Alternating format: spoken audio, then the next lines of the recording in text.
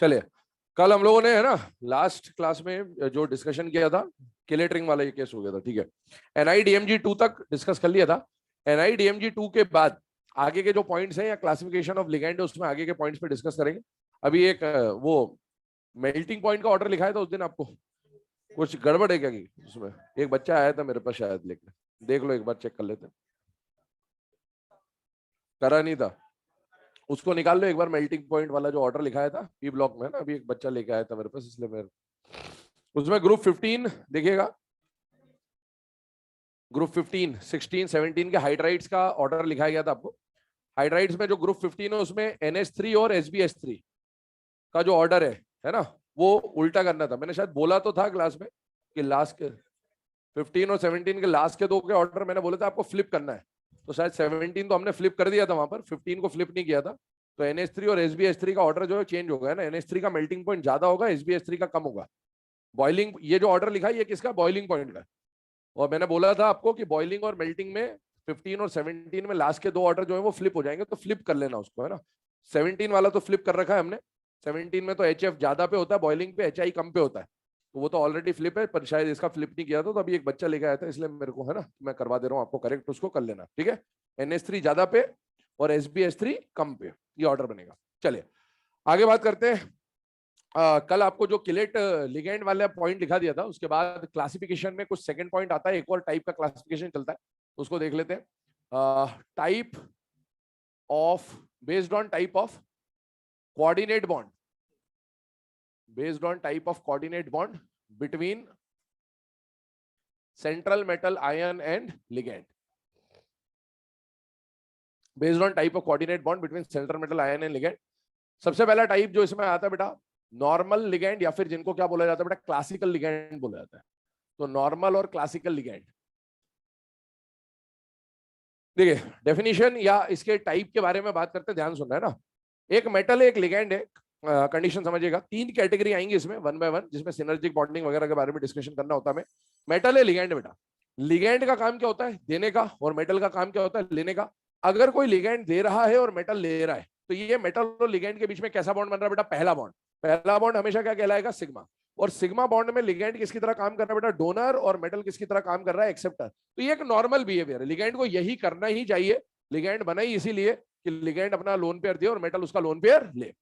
तो ऐसा लिगेंड जो इस तरह का काम परफॉर्म कर रहा है, उसको हम लोग क्या बोलेंगे बेटा? नॉर्मल और क्लासिकल लिगेंड। लेकिन जब ये अपना लोन पेयर मेटल को देगा, समझना पूरा प्रोसेस, जब ये अपना लोन पेयर मेटल को देगा तो मेटल पे इलेक्ट्रॉन की डेंसिटी बढ़ेगी। और अगर ये एक लिगेंड नहीं होगा, अगर कोऑर्डिनेशन नंबर 2 है, कोऑर्डिनेशन नंबर 3 है, 4 है, 5 है, तो बहुत सारे लोन पेयर मिल रहे होंगे। तो मेटल पे सपोज पहले इतना डेंसिटी था और इसने और इलेक्ट्रॉन दिया, तो मेटल पे डेंसिटी क्या हो गया? बढ़ गया। आप ये बचपन से पढ़ते आ रहे हैं, metals are electropositive in nature. मतलब मेटल खुद इलेक्ट्रॉन लूज करना चाहता है, मेटल लेने की टेंडेंसी नहीं रखना चाहता, इलेक्ट्रॉन लूज करने की टेंडेंसी रखना चाहता है। तो जैसे ही लिगेंड ने इलेक्ट्रॉन दिया, मेटल पे नेगेटिव चार्ज की डेंसिटी बढ़ गई। अब मेटल क्या करेगा? मेटल ने लेने से मना तो नहीं किया, उसके पास वेकेंट ऑर्बिटल था, बोले ठीक है आने तो इलेक्ट्रॉन डेंसिटी, लेकिन ओवरऑल उसकी इलेक्ट्रॉन डेंसिटी बढ़ गई। तो मेटल क्या बोलता है कि पहले मैंने ले लिया, अब मेरी बारी देने की, अब तू ले। तो ये जो लिगेंड है, लिगेंड का मेन काम क्या है? लोन पेयर देने का। अब मेटल बोल रहा है कि मेरे पास डेंसिटी बढ़ गई, मैं वापस इलेक्ट्रॉन डेंसिटी तेरे को दूंगा। तो लिगेंड के पास दो ऑप्शन है। कुछ लिगेंड ऐसे हैं जो बोल देते हैं नहीं भाई हम नहीं लेंगे, हमारा काम सिर्फ लोन पेयर देने का है। और कुछ लिगेंड ऐसे होते हैं बोले ठीक है कोई बात नहीं, मैंने तेरे को दिया, अब इलेक्ट्रॉन अब तू मुझे भी दे दे इलेक्ट्रॉन। तो ऐसा जो लिगेंड होता है जो सिर्फ लोन पेयर देने का काम करेगा, एक्सेप्ट करने का काम नहीं करेगा, उसे हम लोग क्या बोलेंगे? नॉर्मल लिगेंड या फिर क्लासिकल लिगेंड। बिल्कुल एकदम एक ही उस पर चल रहा है, बिल्कुल यही करना है। और कोई सा लिगेंड ऐसा है जो दे भी रहा इलेक्ट्रॉन डेंसिटी और जरूरत पड़ने पे ले भी था, तो इसे हम बोलते हैं बेटा नॉन क्लासिकल लिगेंड। तो हम लोग जो पढ़ने वाले, पहले तो हम लोग नॉर्मल लिगैंड की बात करेंगे, उसके बाद हम लोग जो नॉन क्लासिकल लिगैंड होंगे उसके बारे में बात करेंगे। ज्यादातर लिगैंड जो हमारे सिलेबस के हैं वो नॉर्मल लिगैंड की तरह काम करेंगे, कुछ एक होंगे जो नॉन क्लासिकल होंगे, जैसे CO CN माइनस जो कि स्ट्रॉन्ग लिगैंड होते, उन पे अलग से डिस्कशन होगा।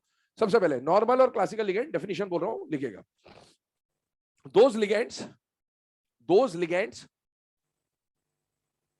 Those ligands which act as a donor those ligands which act as a donor in sigma type coordinate bond formation those ligands which act as a donor in sigma type coordinate bond formation।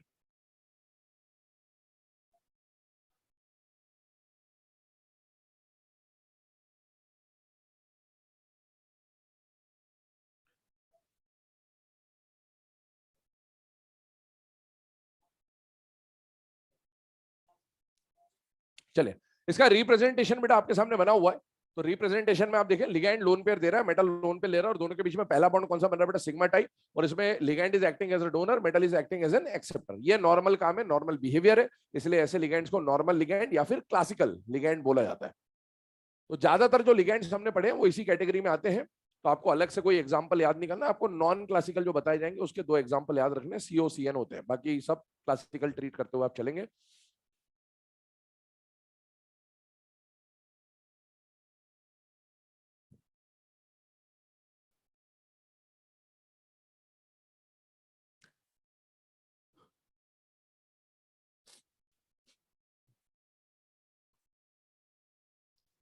चलिए second type पे चलते हैं। Second type जो आ रहा है वो आ रहा है नॉन क्लासिकल। सुने, ऊपर वाले को नॉर्मल भी बोला गया, क्लासिकल भी बोला गया, नीचे वाले को हमने क्या बोला बेटा? Non classical. नीचे वाले को एबनॉर्मल मत लिख देना, है ना, किसी को एबनॉर्मल बोल लो अच्छा थोड़ी लगेगा, है ना, इसलिए उसको नाम क्या दिया गया? नॉन क्लासिकल दिया गया। पर साथ ही साथ क्या बोला गया? पाई एसिड या पाई एक्सेप्टर। अब इसका मीनिंग क्या होगा वो डिस्कस करते हैं, पहले डेफिनेशन बोल रहा हूं, लिखिएगा। Those ligands those ligands those ligands which act as a donor those ligands which act as a donor in sigma type coordinate bond formation those ligands which act as a donor in sigma type coordinate bond formation but can also act as an acceptor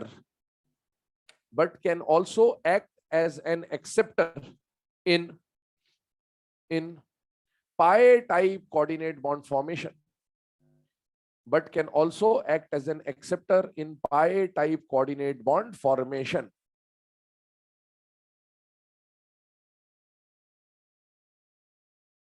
देखिए ध्यान से, क्या point आ रहा है बेटा, ध्यान से समझेंगे। एक रिप्रेजेंटेशन आपके सामने लिखा हुआ है। सपोज ये लिगैंड है, सामने मेटल है। अभी ये पाई बॉन्ड को भूल जाइए, ब्लू पार्ट को, सिर्फ ब्लैक पार्ट पे ध्यान दीजिए। तो बेटा ये लिगैंड का काम क्या है? लोन पेयर देने का। मेटल का काम क्या है? लोन पेयर लेने का।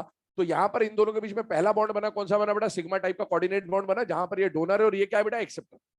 लेकिन जैसे इस लिगैंड ने लोन पेयर दिया, मेटल पे इलेक्ट्रॉन डेंसिटी बढ़ी, यहां पर भी बढ़ी, यहां पर भी बढ़ी। अब यहां पर मेटल ने बोला कि भाई मैंने तो डेंसिटी ले लिया, मेरी बारी है देने की। तो ये वाला लिगैंड तो मना कर दिया कि बोले भाई नहीं, मैं तो नहीं लूंगा, क्योंकि मैं कैसा हूं? नॉर्मल लिगैंड हूं, क्लासिकल लिगैंड हूं। लेकिन इस वाले लिगैंड को जब इसने बोला कि ले भाई अब तू ले ले, तो ये तैयार हो जाता, बोले ठीक है कोई दिक्कत नहीं, इलेक्ट्रॉन डेंसिटी आने दो। तो यहां पर जब ये लिगैंड लेने को तैयार हो जाएगा, तो इसके बीच में एक और टाइप का पाई बॉन्ड बनेगा। पहला बन चुका है, दूसरा बन रहा है, इसलिए पाई टाइप बॉन्ड बोला गया। तो ये पाई टाइप का कोऑर्डिनेट बॉन्ड बना, जिसमें metal will act as a donor and ligand will act as a acceptor.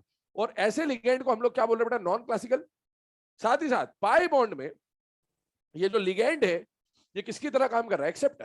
तो इसीलिए इन लिगैंड्स को क्या बोला जा सकता है बेटा? पाई एक्सेप्टर लिगैंड। और साथ ही साथ जो एक्सेप्टर होता है उसको ल्यूइस एसिड भी बोला जाता है। तो पाई बॉन्ड में ये ल्यूइस एसिड की तरह काम कर रहा है, इसीलिए इसको पाई एसिड भी बोला जाता है। तो ऐसे जो नॉन क्लासिकल लिगैंड होते हैं उनको पाई बॉन्ड में एक्सेप्टर या पाई बॉन्ड में लुईस एसिड का बिहेवियर करते हुए देखा गया है, इसलिए उन्हें पाई एसिड या पाई एक्सेप्टर लिगैंड बोला जाता है। अब इसमें एग्जांपल क्या है? एग्जांपल इसके भी बहुत सारे हो सकते हैं। आपको सिलेबस में मेनली CO और CN माइनस का काम आएगा, एक NO प्लस भी लिखा है। इसके अलावा फॉस्फीन या R3P इस तरह के और भी एग्जांपल हो सकते हैं, बट काम यही आएंगे सिलेबस में। मेनली कार्बोनिल काम में आता है आपको, ठीक है, तो नोट कर लें इसे। अच्छा, ये जो पूरा कॉम्बिनेशन है, इधर एक टर्म लिखी सिनर्जिक बॉन्ड। तो ये जो लेन का पूरा कॉम्बिनेशन चल रहा है, पूरे कॉम्बिनेशन को हम लोग क्या बोलते हैं बेटा? Synergic bonding.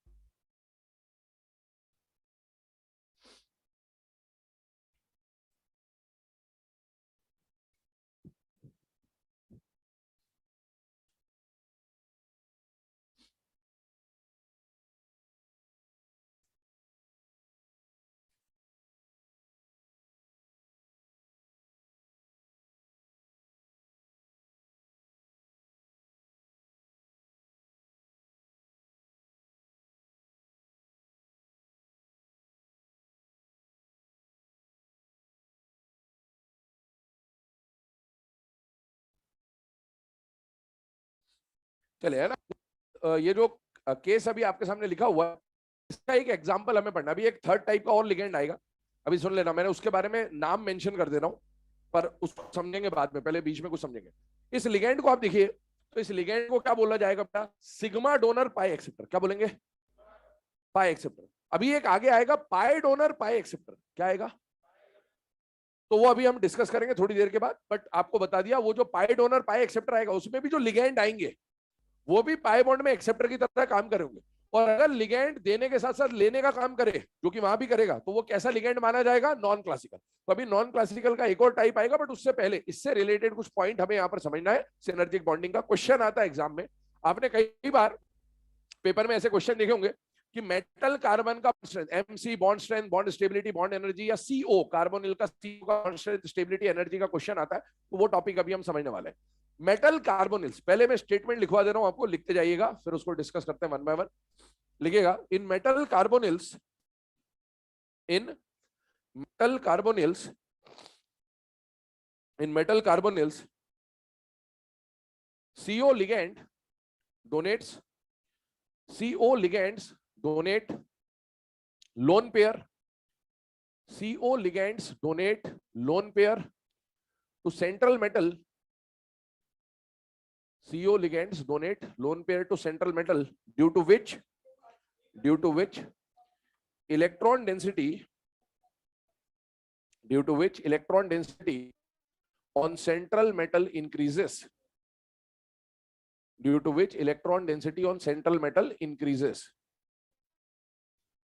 है ना? इलेक्ट्रॉन डेंसिटी का मतलब है नेगेटिव चार्ज बढ़ रहा है एक तरह से। आगे लिखेंगे, central metal tries to return back this density, central metal tries to return back this density,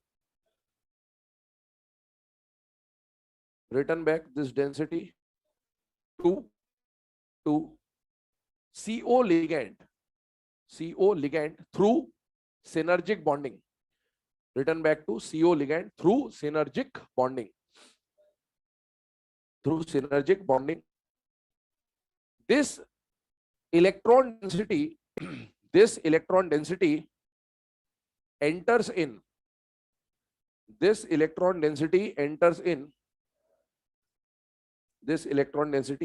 in ABMO of CO,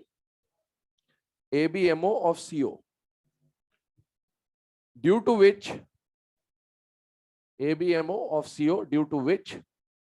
its bond order decreases, ABMO of CO, due to which its bond order decreases।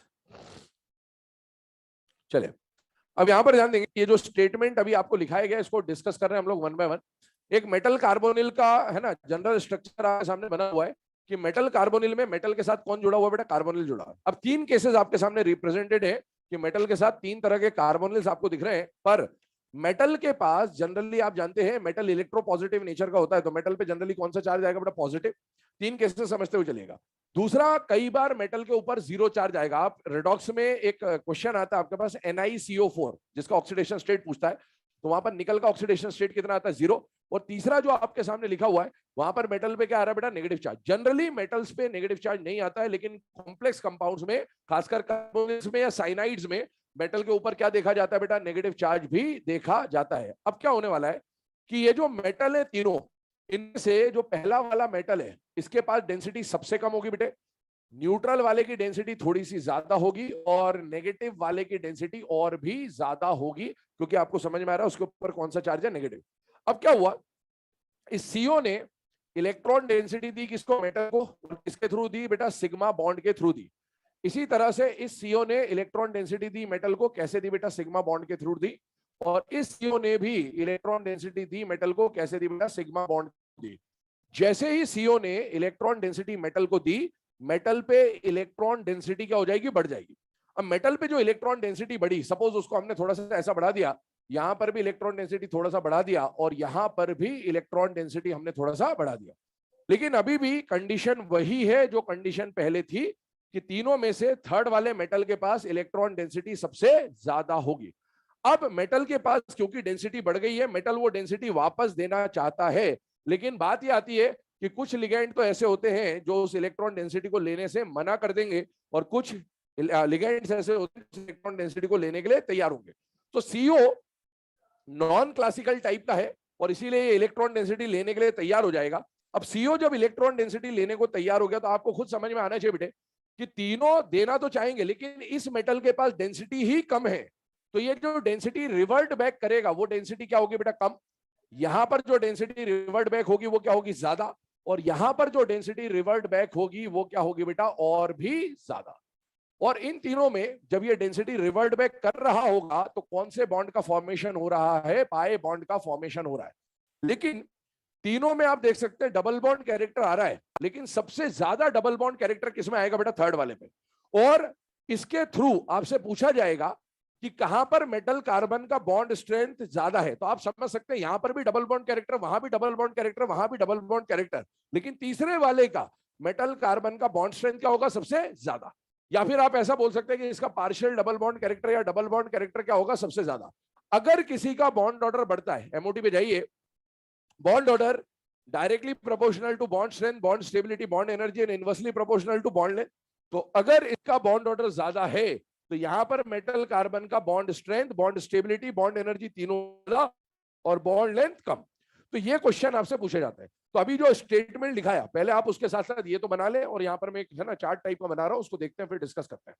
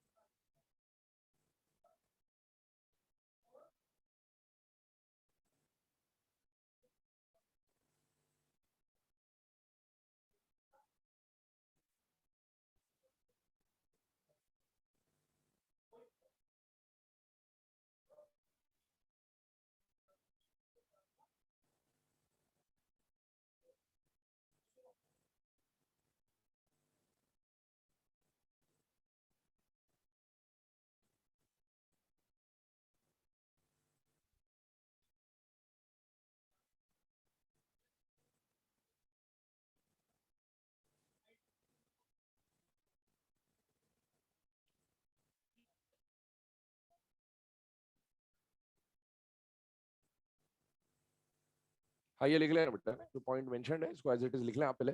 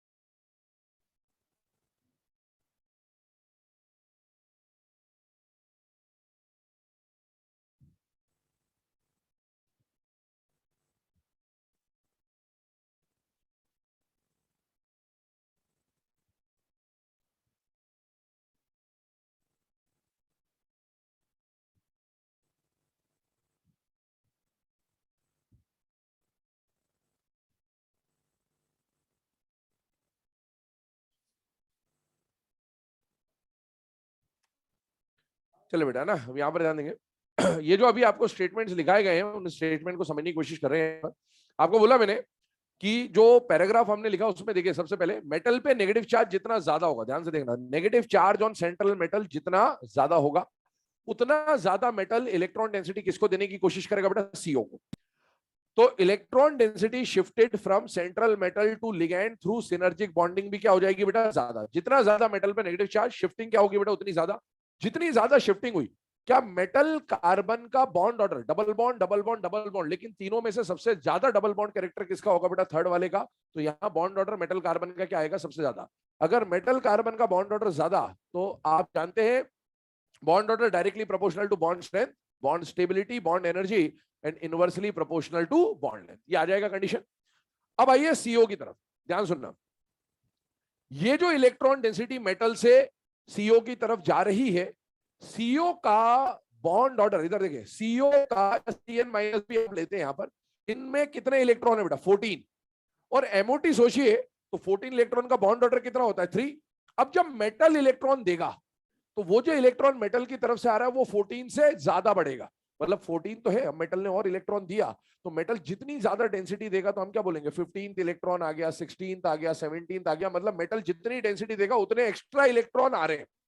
तो इसका मतलब है CO के पास, metal third वाला जो case है उसमें metal ने ज्यादा डेंसिटी दी, तो मेटल ने जब ज्यादा डेंसिटी दी तो सीओ के पास इलेक्ट्रॉन क्या होगा बेटा? बढ़ गए 15, 16, 17। और आप एमओटी इमेजिन करिए, जो 15, 16, 17 आता है वो बॉन्ड ऑर्डर डिक्रीज करता है, क्योंकि वो इलेक्ट्रॉन कहां जाते हैं? पाई स्टार 2px और पाई स्टार 2py में, जैसा O2 में हुआ करता था 16 इलेक्ट्रॉन में। तो यहां पर जो इलेक्ट्रॉन आ रहे मेटल की तरफ से, ये सीओ जो लिगेंड है हमारा, लिगेंड कौन सा बेटा? सीओ, उसके एंटी बॉन्डिंग में जा रहे हैं, उसकी वजह से सीओ का बॉन्ड ऑर्डर कम होगा। और बॉन्ड ऑर्डर अगर कम हुआ तो बॉन्ड स्ट्रेंथ, बॉन्ड स्टेबिलिटी और बॉन्ड एनर्जी डिक्रीज हो जाएगी, और बॉन्ड लेंथ क्या हो जाएगा? बढ़ जाएगा। आप दोनों को अगर मैच करें, तो जो मेटल कार्बन में हो रहा है, ठीक उसका उल्टा किसमें हो रहा है? सीओ में। तो सीओ आपको वहां पर दिखे या ना दिखे, एमसी आपको डायग्राम से बहुत अच्छी तरीके से समझ में आएगा कि कहां मेटल कार्बन का बॉन्ड स्ट्रेंथ ज्यादा होगा, कहां कम होगा।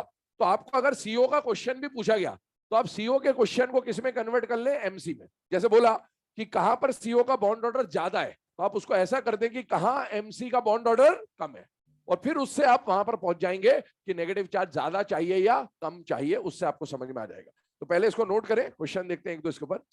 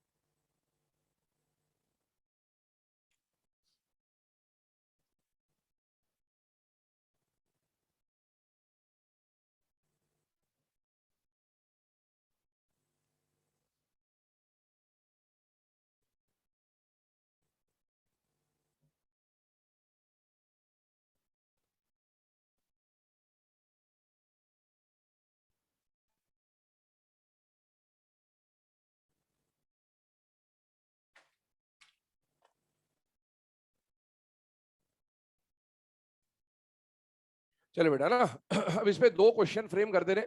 देखिए क्वेश्चन बहुत सारे बन सकते हैं, 10 तरह के क्वेश्चन तो आपके सामने, एक ही ऑप्शन को लेकर 10 ये क्वेश्चन, और अगर मैं घुमा दूं, नेगेटिव चार्ज ज्यादा के बदले कम कर दूं, तो 10 और क्वेश्चन बन जाएंगे। मतलब क्वेश्चन की इसमें फ्रेमिंग बहुत सारी हो सकती है, सारी फ्रेमिंग नहीं कर सकते। तो एक दो क्वेश्चन आपको बता रहे हैं, और बाकी डिस्कस ओरली हम लोग कर लेंगे कि और क्या क्या क्वेश्चन फ्रेम हो सकते हैं। पहला क्वेश्चन लिखिएगा, in which of the following complexes, in which of the following complex metal carbon, metal carbon bond strength is maximum, metal carbon bond strength is maximum.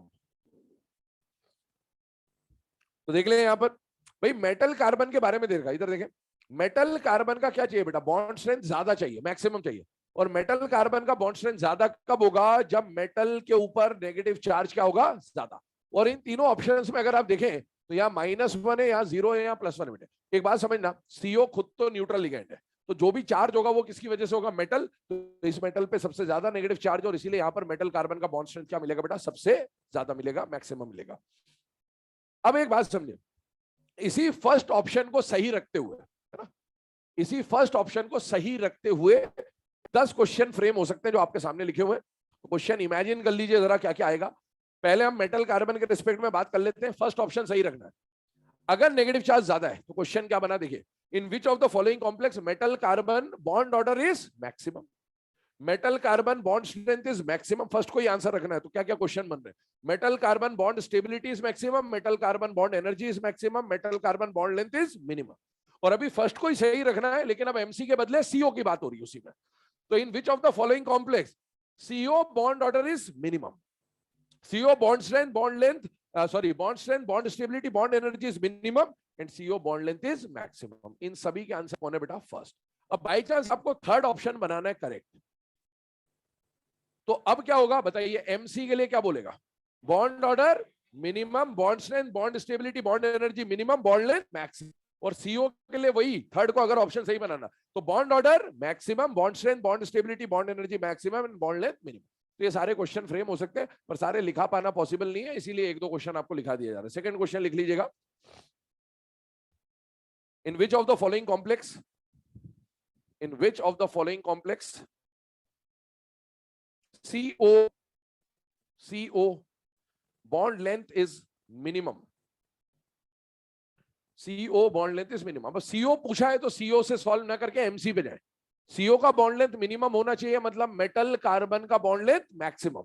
अच्छा, मेटल और कार्बन का bond length ज्यादा कब होगा, जब bond कैसा होगा, week. और बॉन्ड वीक कब होगा, जब मेटल ज्यादा डेंसिटी देगा या कम देगा, कम देगा। और मेटल कम डेंसिटी कब देगा, जब मेटल पे पॉजिटिव होगा। आंसर आ जाएगा सी।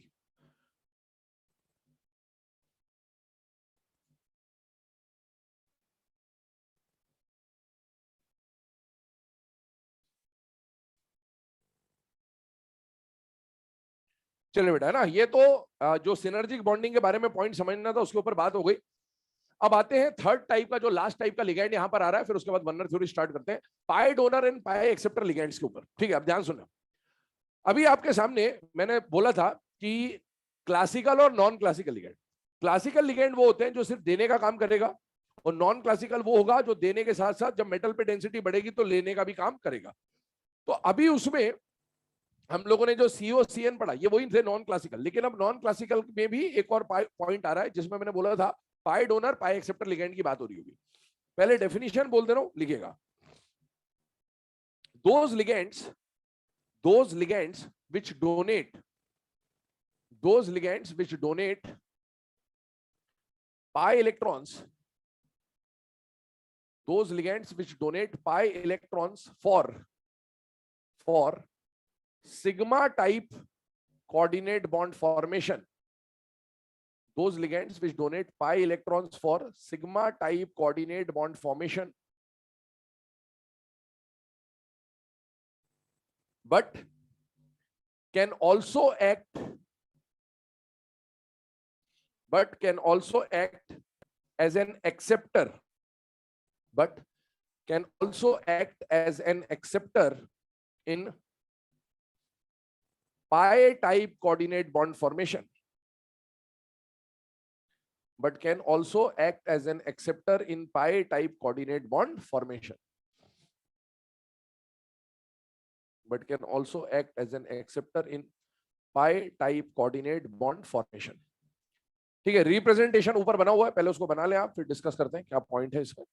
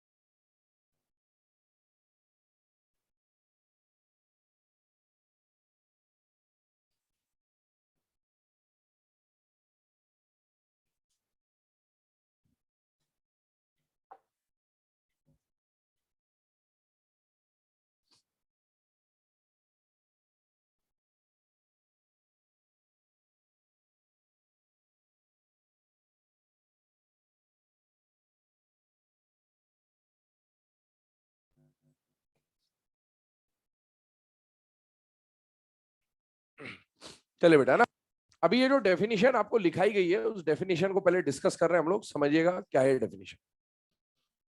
अब ये सपोज आपके सामने ये एक एग्जांपल लिखा हुआ है, एग्जांपल के थ्रू समझने की कोशिश कर रहे हैं। इथाइलिन लिखा हुआ है, मॉलिक्यूल का फॉर्मूला आपको पता है C2H4 होगा। C2H4 का डायग्राम आपके सामने है। इस डायग्राम में आप देखिए, ना तो हाइड्रोजन के पास लोन पेयर है, ना कार्बन के पास लोन पेयर है। पहली बात, अभी तक जो हमने पढ़ा उसमें हमने क्या पढ़ा कि लिगैंड वो होता है जो मेटल को क्या देता है बेटा, लोन पेयर। अब आप देखो, ना तो इथाइलिन के पास कोई लोन पेयर है नहीं, तो पहले ऐसा माना जाता था कि जिसके पास केवल लोन पेयर है वो किसकी तरह काम कर सकता है, लिगैंड। लेकिन इथाइलिन के पास लोन पेयर नहीं है, फिर भी जैसे जैसे साइंस डेवलप हुआ, कॉम्प्लेक्स कंपाउंड की रिसर्च आगे बढ़ी, तो पता चला कि इथाइलिन भी कॉम्प्लेक्स कंपाउंड बनाता है, जबकि ये लोन पेयर लेके नहीं बैठा हुआ है। तो फिर एक और डिस्कवरी हुई, या इस तरह से एक और चीज ऐड की गई कि कोई भी वो चीज जिसके पास लोन पेयर नहीं है और अगर पाई इलेक्ट्रॉन है, तो भी वो किसकी तरह काम कर सकता है बेटा, लिगैंड की तरह। क्योंकि pi electron loosely bonded electron होते हैं और इजीली डिलोकलाइज किए जा सकते हैं या डोनेट किए जा सकते हैं। C2H4 जो है, इसके पास देने के लिए लोन पेयर तो नहीं है, लेकिन पाई बॉन्ड है। और कितने पाई बॉन्ड है बेटा, एक। और एक बॉन्ड में कितने इलेक्ट्रॉन होते हैं बेटे, दो। तो हम लोग इसको क्या बोल रहे हैं कि it will act as a 2 pi electron donor. अब सुनना, इसे जब कॉम्प्लेक्स बनाना होगा तो क्या हुआ कि यहां पर मेटल है और यहां पर C2H4 है, और ये C2H4 मेटल के साथ लिगैंड की तरह काम करना चाह रहा है। तो ये मेटल को क्या देगा, लोन पेयर तो है नहीं देने के लिए, क्या देगा, पाई इलेक्ट्रॉन देगा। जब ये पाई इलेक्ट्रॉन देगा तो मेटल के साथ बॉन्ड बनेगा, और उसको आप पाई इलेक्ट्रॉन को as a lone pair treat कर लो थोड़ी देर के लिए। तो आप बताइए, इसका और मेटल के बीच में जो बॉन्ड बन रहा है वो तो पहला बॉन्ड बन रहा है, और पहला बॉन्ड क्या माना जाएगा, सिग्मा। लेकिन सिग्मा बॉन्ड बनाने के लिए C2H4 ने जिन इलेक्ट्रॉनों का इस्तेमाल किया वो लोन पेयर नहीं था, वो कौन सा इलेक्ट्रॉन था, पाई इलेक्ट्रॉन। और क्योंकि ये पाई इलेक्ट्रॉन देकर सिग्मा बॉन्ड बना रहा है, इसीलिए इसको क्या बोलते हैं, पाई डोनर। और फिर पाई बॉन्ड में ये एक्सेप्टर की तरह काम करेगा, तो इसको क्या बोलेंगे, पाई एक्सेप्टर। तो यहां पर एक बात लिखी हुई है कि लिगैंड और मेटल के बीच में जो पहला बॉन्ड बनेगा वो तो सिग्मा होगा, लेकिन उस सिग्मा बॉन्ड बनाने के लिए लिगैंड ने जिन इलेक्ट्रॉनों का इस्तेमाल किया होगा वो इलेक्ट्रॉन कौन से होंगे बेटा, पाई इलेक्ट्रॉन। और क्योंकि पाई इलेक्ट्रॉन दे रहा है सिग्मा बॉन्ड बनाने के लिए, इसीलिए इसको क्या बोला जा रहा है बेटा, पाई डोनर। और फिर एक्सेप्टर तो वही कहानी है जो अपन ने सिनर्जिक बॉन्डिंग वाली पढ़ी थी, तो ये इसकी कहानी है, ठीक है। अब आइए आगे पॉइंट पे। इस पूरे पॉइंट में एक चीज आपको दिख रही, ईटा। तो ये जो सिंबल है बेटा ईटा, इसका मीनिंग समझ लें। ये ईटा जो हम लोग बना रहे हैं, ईटा के पावर में आपको कुछ चीज दिखेगी हमेशा, और वो ईटा के पावर में जो चीज है इसका मतलब होता है हैप्टिसिटी। क्या मतलब होता है, हैप्टिसिटी बोलते हैं इसको, आपके लिए कोई ज्यादा सिग्निफिकेंस नहीं है, आप तो मीनिंग समझिए। नंबर ऑफ डोनर कार्बन, क्या बोलते हैं। अब डोनर कार्बन एटम का है ना, वैसे बहुत बड़ी चीज है ये, छोटी सी चीज नहीं है, बट आपके लेवल की नहीं है, इसलिए ज्यादा दिमाग ना लगाएं। आप तो सिर्फ इतना देखें कि यहां पर कितने कार्बन है, कितने कार्बन है, दो, तो बस उसको पावर में टंगा दीजिए। तो कितने कार्बन एटम है, दो। बेंजीन में कितने कार्बन एटम है, 6। साइक्लोपेंटाडाइनाइल में कितने कार्बन एटम है, 5। बच्चे जल्दबाजी में क्या करते हैं, डोनर से कर लेते हैं कि 2 इलेक्ट्रॉन डोनर है, 6 इलेक्ट्रॉन डोनर है, 6 इलेक्ट्रॉन डोनर है। ध्यान रखना, ये गड़बड़ी होती है ना, सिल्ली मिस्टेक होती है। तो ये पावर जो है वो डोनर से नहीं आया, पावर किससे आया, कार्बन से। जितने कार्बन उतना पावर। आगे सुनिएगा, इथाइलिन का चार्ज, क्योंकि हमें मेटल का ऑक्सीडेशन स्टेट और कोऑर्डिनेशन नंबर निकालना, और उसके लिए लिगैंड का चार्ज और लिगैंड कितनी जगह काटेगा इसकी जानकारी होनी चाहिए। तो इथाइलिन का चार्ज कितना हो गया बेटा, 0। और आप देखो ये एक पाई बॉन्ड देगा, मतलब कितने इलेक्ट्रॉन देगा, 2। इसको लोन पेयर से सोचिए, 2 इलेक्ट्रॉन मतलब कितना लोन पेयर, एक। एक लोन पेयर मतलब एक जगह काटेगा, और एक जगह काटेगा तो डेंसिटी कितनी हो जाएगी, 1। आइए, यहां पर कितने पाई बॉन्ड है बेटा, 3।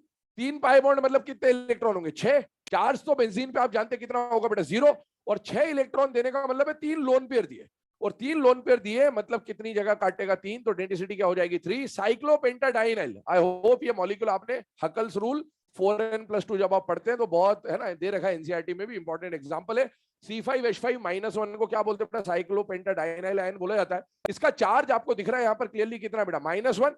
और ये 6 इलेक्ट्रॉन लेके, मतलब 6 पाई इलेक्ट्रॉन लेके बैठा हुआ है। 2 पाई बॉन्ड आपको दिख ही रहे, और ये भी पाई इलेक्ट्रॉन पेयर है जो कि डीलोकलाइजेशन में पार्टिसिपेट करता है, तो इसको भी पाई इलेक्ट्रॉन पेयर मानते हैं। तो 6 पाई इलेक्ट्रॉन डोनर है ये, और 6 पाई इलेक्ट्रॉन डोनर है, मतलब इसकी डेंसिटी क्या हो जाएगी 3, 3 लोन पेयर की तरह ये ट्रीट कर रहा होगा, तो ये ओवरऑल कंडीशन आती है। अब इसको यूज करते हुए दो एग्जाम्पल आपके सिलेबस में मेंशन्ड है जो आपको आने चाहिए। एक है जाइसेसोल्ट और एक क्या है बेटा, फेरोसिन। पहला क्वेश्चन इनके बारे में क्या बनेगा, नाम देके फॉर्मूला पूछ लेगा या फॉर्मूला देके नाम पूछ लेगा। तो कम से कम नाम और फॉर्मूले तो आपको रटे होने चाहिए, उसमें कोई भी लॉजिक वॉजिक नहीं लगेगा। अब बाकी क्वेश्चन क्या बनेगा वो देखिए। जाइसेसोल्ट की अगर हम लोग बात कर रहे हैं तो फॉर्मूला आपके सामने लिखा हुआ है KPtCl3 eta2C2H4। पहली बात, इस कॉम्प्लेक्स में सेंट्रल मेटल कौन है? सेंट्रल मेटल कहाँ होता है, डब्बे के बाहर या अंदर? अंदर। तो बताइए सेंट्रल मेटल कौन है? प्लेटिनम। दूसरी चीज पूछेगा ऑक्सीडेशन स्टेट। ऑक्सीडेशन स्टेट और कोऑर्डिनेशन नंबर हमेशा किसका निकलता है? सेंट्रल मेटल का। अब आप समझिएगा, पूरा कॉम्प्लेक्स न्यूट्रल है, मतलब प्लस माइनस सब बैलेंस होना चाहिए। एक पोटेशियम पे +1 है, 3Cl पे -3 है, तो +1 और -3 को बैलेंस करें तो -2 बच रहा है, और C2H4 पे क्या है? 0।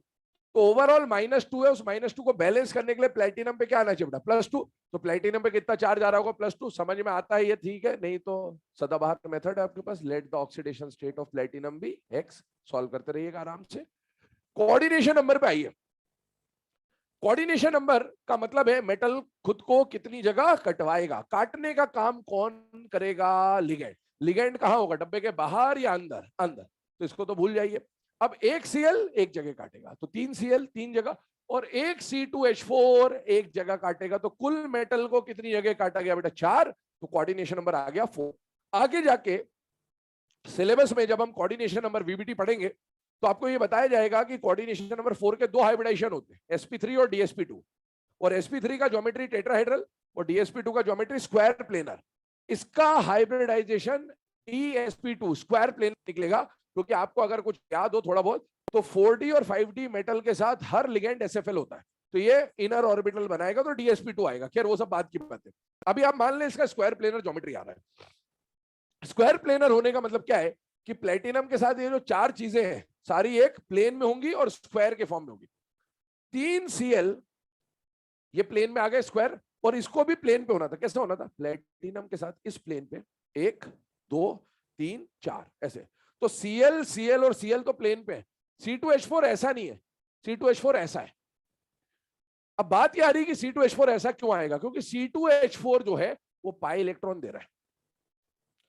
और आप सोचिए C2H4 ऐसा होता तो मॉलिक्यूलर प्लेन पे होता, और पाई इलेक्ट्रॉन जो होते हैं वो मॉलिक्यूलर प्लेन पे नहीं होती, मॉलिक्यूलर प्लेन से परपेंडिकुलर होता है। इसलिए C2H4 को अगर अपने इलेक्ट्रॉन देने तो उसको परपेंडिकुलर आना पड़ेगा। ये पॉइंट हम लोग यहां पर लिखेंगे कि जो C2H4 होता है it lies perpendicular to the PtCl3 plane. तो ये स्टेटमेंट में यहां पर लिख भी देता हूं, नोट कर लीजिएगा। फिर आते हैं फेरोसिन पे। ये बना लिया डायग्राम सबने? एक स्टेटमेंट इसके लिए लिखेंगे, जगह छोड़ देना एक लाइन, है ना।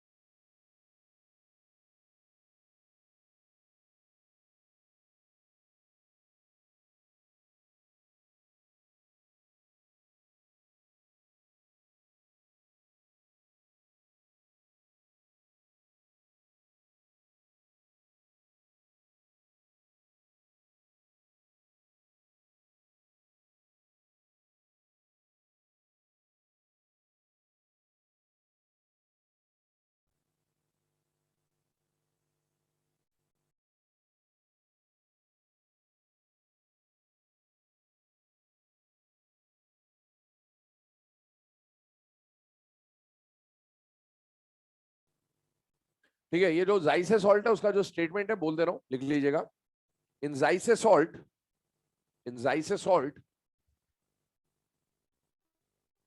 C2H4, in Zeiss salt, C2H4 lies perpendicular, C2H4 lies perpendicular to the PtCl3 plane, perpendicular to the PtCl3 plane। ठीक है, अब ये लास्ट वाला कंपाउंड आपके सामने लिखा बेटा, कंपाउंड का नाम आप देख सकते हैं, क्या लिखा हुआ? फेरोसिन। ध्यान सुनना, ध्यान समझना। फेरोसिन का फॉर्मूला आपके सामने लिखा हुआ है Fe-eta5C5H5 होल ट्वाइस। अब आप देखो, एक C5H5 पे कितना चार्ज होता है बेटा? -1। तो दो C5H5 पे कितना होगा? -2, और ओवरऑल कॉम्प्लेक्स का चार्ज 0, मतलब Fe पे कितना चार्ज होना चाहिए बेटा? +2। एक C5H5 कितनी जगह काटेगा बेटा? 3 जगह। तो दो C5H5 मिलकर कितनी जगह काटेंगे? 6 जगह। तो कोऑर्डिनेशन नंबर कितना हो गया बेटा? 6। अब आप देखो, Fe+2 के साथ एक साइक्लोपेंटाडाइनल ऊपर, एक साइक्लोपेंटाडाइनल नीचे। इस तरह के कंपाउंड को एक नाम दिया जाता है, क्या नाम दिया गया बेटा? Sandwich compound. ऐसा नहीं है कि ये अकेला है, ऐसे बहुत सारे सैंडविच कंपाउंड बन सकते हैं, पर इसको सैंडविच कंपाउंड क्यों बोला गया उसका रेफरेंस समझिएगा। ये दोनों दिख रहे हैं आपको, इधर देखना डायग्राम, एक साइक्लोपेंटाडाइनल ऐसे, एक ऐसे दिख रहा है, और बीच में कौन दिख रहा है? Fe। ये ऐसा नहीं है, ये ऐसा है, ये बनाया ऐसा गया है, लेकिन ये ऐसा है, ध्यान रखिएगा। और जब ये ऐसा है तो बेटा जो Fe है उसको ऊपर से 3 लोन पेयर ऐसे मिल रहे होंगे, और नीचे से 3 लोन पेयर ऐसे मिल रहे होंगे। तो बेसिकली ये जो ऊपर और नीचे ये ऐसे है, और इसको आप सैंडविच की ब्रेड की तरह मान के चलेंगे। और बीच में जो Fe+2 पनीर, मशरूम, मक्खन, चीज जो मानना मान लो, तो ये सैंडविच की तरह दिखता है, इसलिए इसको क्या बोलते हैं? Sandwich compound. ठीक है, तो ध्यान रखना, ये बनाते वक्त ऐसे बनता है, लेकिन ये इस तरह से होता है। चलिए, ये यहाँ पर आके जो क्लासिफिकेशन ऑफ लिगेंड वाला पार्ट ये कंप्लीट होता है। अब स्टार्ट करेंगे हम लोग वर्नर थ्योरी। काफी इंपॉर्टेंट टॉपिक है, क्वेश्चन आते रहते फ्रीक्वेंटली।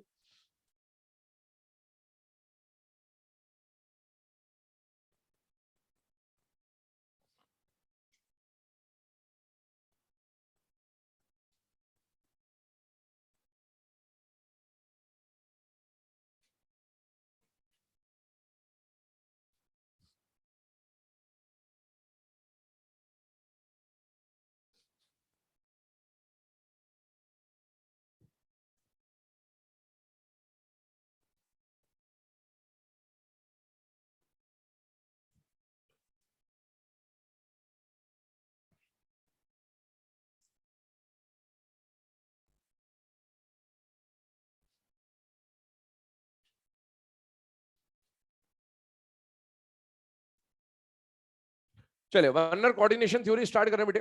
वर्नर कोऑर्डिनेशन थ्योरी में समझ लेना, पहले इसमें है ना प्रैक्टिकली बेसिकली बहुत कुछ किया था वर्नर ने। और सबसे पहले कोऑर्डिनेशन कंपाउंड कल शायद आपको बताया भी होगा मैंने, ये चैप्टर इन्हीं की देन है, इसके लिए नोबेल प्राइज मिला था इनको, अल्फ्रेड वर्नर को। ठीक है, तो ये चैप्टर जो बना है इन्हीं की देन है ना, डिस्कवरी हुई थी एक्चुअल में, जैसे हमने है?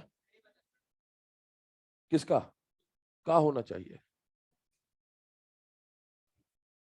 अरे तो अपने हिसाब से कुछ तो होना चाहिए ना। अरे अच्छा, क्या बता सही, तेरे हिसाब से क्या होना चाहिए? 3 क्यों हो सकता है? आयरन पे दोनों होता है ना, तो इसीलिए कुछ भी हो सकता है ऐसा। कॉम्प्लेक्स जो दे रहेगा उसको देख के डिसाइड करेंगे ना। एक C5H5 पे कितना चार्ज होता है? एक C5H5 पे, अभी लिखा है पेज पलट, साइक्लोपेंटाडाइन -1। तो दो C5H5 में कितना? -2, और ऊपर चार्ज 0 बच रहा है, तो उसको बैलेंस करने के लिए कितना आएगा?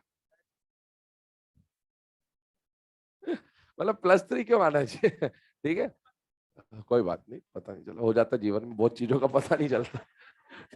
ठीक है, वरना तो हम लोग बात कर रहे थे कि जैसे फर्स्ट लेक्चर में हम लोगों ने पढ़ा था एडिशन कंपाउंड। तो एडिशन कंपाउंड कैसे मिलता था? जब दो सॉल्ट्स के एक्वस सॉल्यूशन को आप मिक्स करते थे तो डॉट टाइप का जो कंपाउंड बनता था उसको हम लोग क्या बोलते थे? Addition compound. AB.XY टाइप का बताया था। और दोनों में से 1:1 रेशो है तो डबल सॉल्ट बनता था, और 1:XS है तो क्या बनता था? एक्सेस में क्या बन जाता था? कॉम्प्लेक्स। लेकिन डिस्कवरी कॉम्प्लेक्स की इन्होंने करी, तो ये जो अभी हम थ्योरी पढ़ेंगे, उस टाइम तक कॉम्प्लेक्स के बारे में आइडिया नहीं था।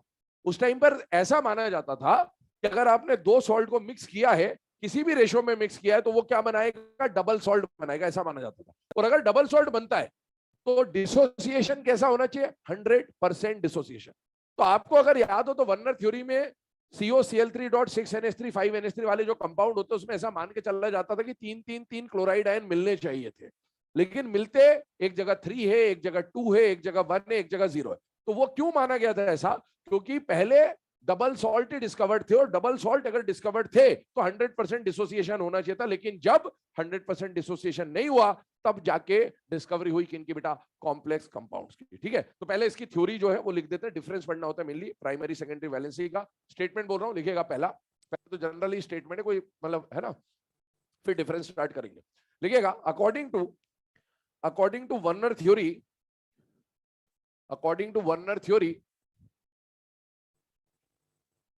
central metal exhibits two types of valencies.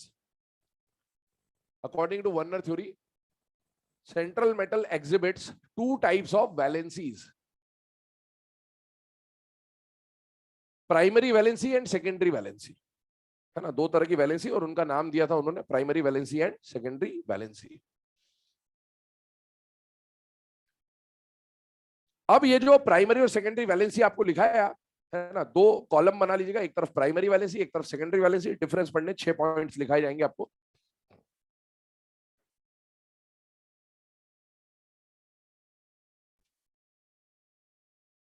Primary valency में फर्स्ट पॉइंट लिखिएगा, it represents oxidation state of central metal. It represents oxidation state of central metal. It represents oxidation state of central metal. Secondary में लिखिएगा, it represents coordination number of central metal.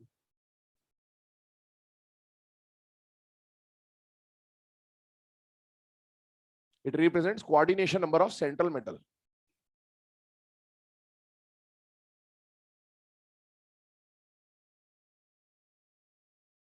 अगला point लिखें second, primary valency में लिखिएगा, they are, या it is लिख लें ऐसा, it is satisfied by anions. It is satisfied by anions. It is satisfied by anions.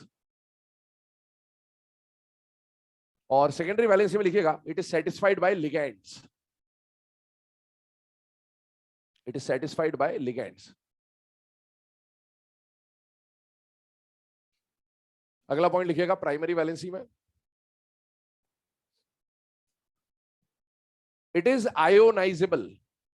It is ionisable.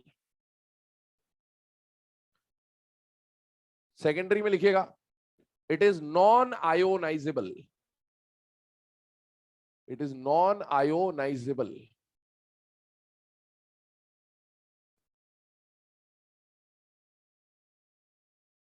अगला point लिखे, प्राइमरी में लिखेगा, it is non directional. Ionic bond होता है एक तरह का, तो नॉन डायरेक्शनल होता है। It is non directional. Secondary में लिखेगा, it is directional.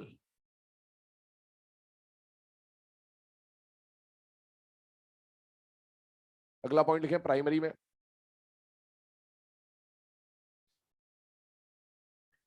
It does not contribute towards geometry. It does not contribute towards geometry. It does not contribute towards geometry. Secondary में लिखिएगा, it contributes towards geometry. It contributes towards geometry.